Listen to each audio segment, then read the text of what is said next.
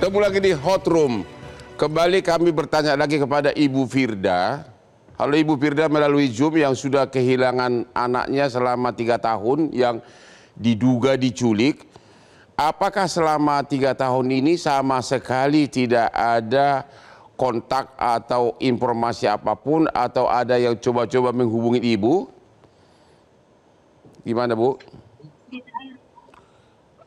Tidak ada Pak, cuman yang satu itulah yang ngancam-ngancam waktu pas baru-baru kejadian itu Pak. Yang katanya cabut laporan polisi, nanti saya kembalikan anak Anda katanya. Tapi nyatanya cuman orang iseng. Oke, dari kepolisian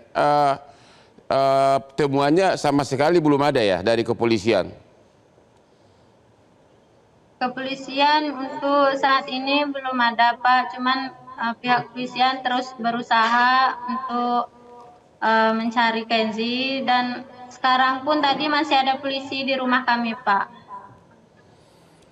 Terus bagaimana masa penantian Ibu selama 3 tahun ini, bisa Ibu gambarkan apakah Ibu bagaimana kesedihan, apakah Ibu menangis atau bagaimana gitu loh selama 3 tahun ini? Tidak bisa saya gambarkan Pak, bahkan dunia ini rasanya nggak sama lagi Pak kayak dulu. Saya seperti sudah kehilangan semangat untuk hidup Pak, tapi saya harus tetap hidup untuk berjuang mencari anak saya Pak.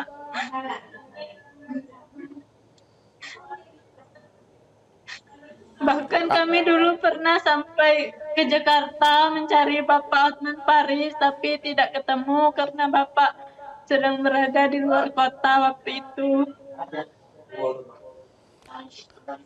Apa yang bikin Ibu sampai sekarang ini masih bertahan dan berharap? Karena feeling kami sebagai orang tua tuh rasanya anak kami tuh masih hidup Pak, tapi nggak tahu di mana, di suatu tempat rasanya dia tuh masih hidup Pak. Dan saya tidak tahu bagaimana nasib anak saya di luar sana Pak. Tolong kami Pak. 3 tahun saya hidup dalam rasa sakit ini Pak. Mungkin ada himbauan Ibu kepada pihak-pihak yang mungkin sebagai pelaku atau pihak yang mengetahui, ada dalam kesempatan Ibu mengucapkan sesuatu? Bagaimana Pak? Apakah ada semacam himbauan dari Ibu kepada pihak-pihak yang mengetahui anaknya di mana? Apa kira-kira himbauan Ibu kepada publik terkait anak Ibu? Ya, sekiranya siapapun yang mengetahui atau para pelaku yang sedang menonton saya sekarang, saya mohon kembalikan anak saya. Saya mohon. Dan kepada para pihak kepolisian Muara Bungo, terima kasih banyak karena sudah berusaha mencari anak saya selama ini.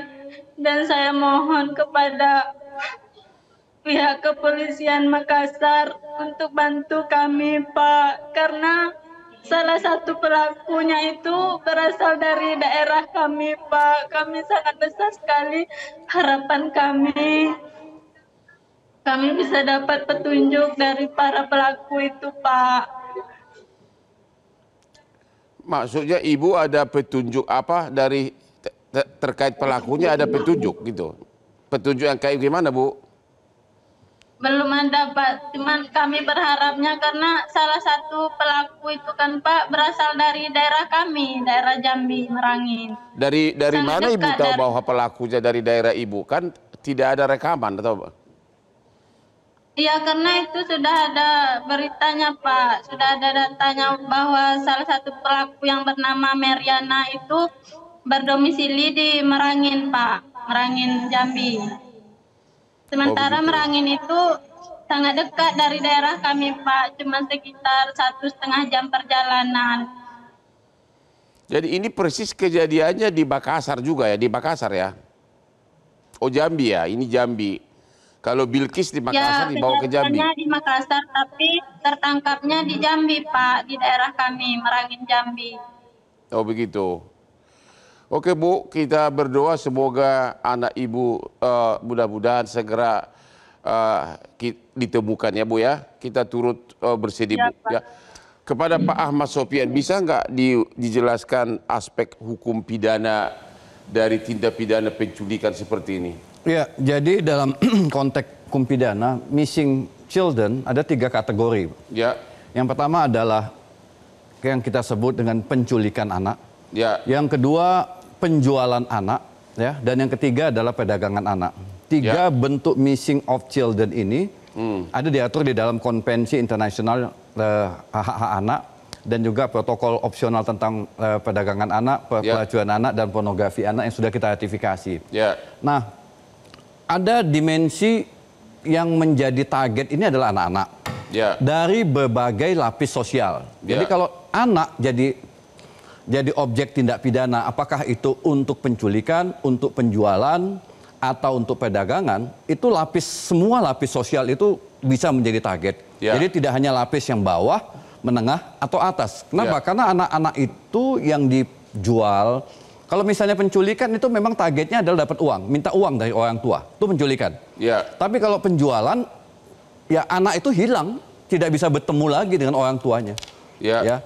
Demikian juga dengan perdagangan anak. Bahkan kalau perdagangan anak, itu anak mengalami eksploitasi secara sistematis. Kalau penjualan anak belum tentu. Bisa jadi penjualan anak itu untuk adopsi, bisa jadi untuk untuk mendukung kegiatan-kegiatan rumah tangga. Tapi dia biasanya penjualan anak ini tidak eksploitasi, tapi putus sama sekali dengan keluarga. Tapi kalau penculikan, seperti yang kasus Balkis yang dari Makassar kemudian diculik, kemudian dibawa ke Jambi tadi, ke suku anak dalam, itu memang adalah penculikan. Jadi penculikan itu target pelaku tindak pidana itu adalah uang dan mengembalikan anak.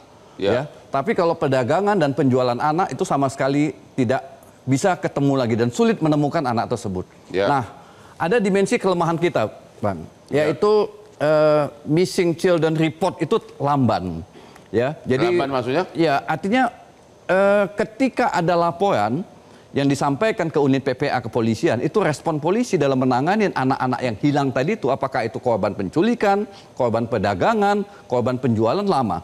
Kita tidak memiliki sistem misalnya report bagaimana ketika ada laporan orang tua, ada kewajiban untuk mempublikasikan foto tersebut, foto anak. Sehingga seluruh kepolisian kita bisa mencari dan menemukan itu. Ya, jadi seperti kasus Balkis ini, 3 tahun dia tidak menemukan. Kita nggak tahu apakah kalau menurut cerita kasus itu Kenji ini, kalau saya menduga ini bukan penculikan.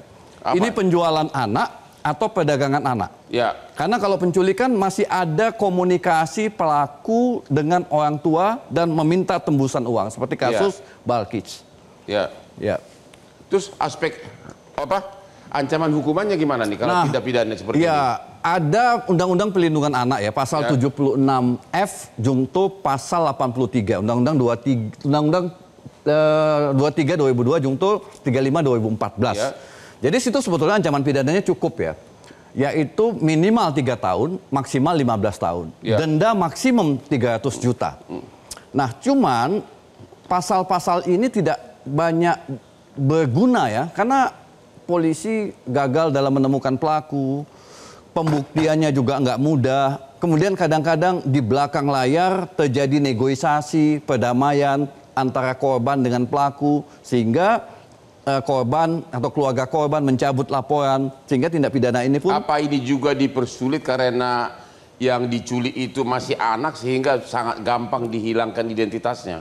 Kalau anak berhasil dikembalikan ke orang tua, harusnya mudah untuk proses pembuktiannya. Kenapa? Anak bisa memberikan keterangan, kalau dia usianya di bawah 15 tahun, tentu bantuan psikolog atau psikiater. Itu bisa jadi alat bukti, karena bisa diambil keterangannya. Orang tua juga, ya. Tetapi kadang-kadang ada semacam negosiasi di belakang. Seperti kasus yang terjadi untuk suku anak dalam. Ya kan? Suku anak dalam meminta sejumlah uang. Ini kan agak aneh ya kasus ini. Publik juga merasa aneh. Kok bisa ya suku anak dalam meminta uang sebesar 80 juta? Ya, memberikan uang sebanyak 80 juta. Kemudian ada pemberian uang 100 juta. Ini apa sebenarnya? Jadi ada dugaan memang sindikat penculikan anak ada di dalam suku anak dalam dan memanfaatkan suku anak dalam untuk mendapatkan uang. Rasanya tidak mungkin suku anak dalam itu kepala sukunya memberikan uang sebesar 80 juta, kemudian dibarter dengan uang 100 juta. Jadi sindikat penculikan anak memang targetnya uang dan mengembalikan anak tersebut. Oke, kita istirahat dulu. 221 korban penculikan hanya dalam tahun ini.